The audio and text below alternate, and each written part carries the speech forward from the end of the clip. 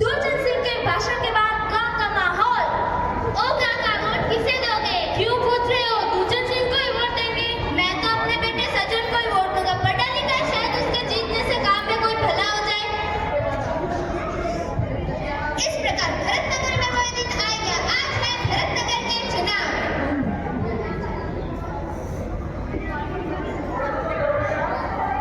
अपना परिचय पत्र दिखाइए। यहाँ साइन कीजिए। उंगली पर निशान लगवाइए।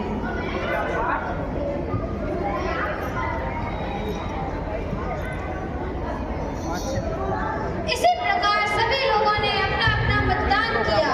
लोगों में मतदान के प्रति कोई जागरूकता ही नहीं है। भरतपुर में केवल 46% ही वोट मिले हैं। एक सप्ताह के बाद हुई भरतनगर की चुनाव गणना। दुर्जन सिंह और सज्जन नाम के बंदे चुनाव की गणना में कल्याण क्षेत्र से दुर्जन सिंह को मिले 1602 वोट। अगली खबर, हवेली क्षेत्र से दुर्जन सिंह को मिले 2003 वोट और सज्जन राम को मिले 800 वोट। इसी के साथ मतगणना समाप्त हुई। दुर्जन सिंह को मिले 2403 वोट और सज्जन राम को मिले 2402 वोट। केवल एक वोट से दुर्जन सिंह जीत गया। दुर्जन सिंह जिंदाबाद, दुर्जन सिंह जिंदाबाद। हमारा नेता कैसा हो? दुर्जन सिंह जैसा हो। हमारा नेता कैसा हो? दुर्जन सिंह जैसा हो। अगर आज सभी लोग मतदान करते तो परिणाम कुछ और होता। चुनाव के बाद दुर्जन सिंह के गांव का हाल, ना सड़क, ना पानी, ना शिक्षा की व्यवस्था, हर तरफ रिश्वतखोरी, लोगों का जीना दुष्कर हो चुका है।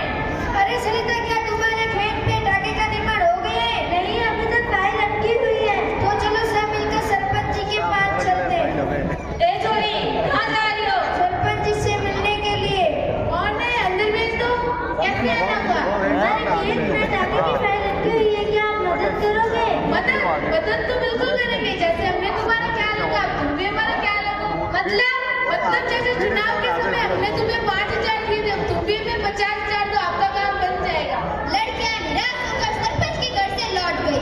इसी प्रकार 5 साल तक पूरा गांव दुर्जन सिंह के अत्याचारों को सहन करता रहा। एक बार फिर चुनाव का डंका बजा भरतनगर में। अरे भाई सुनो,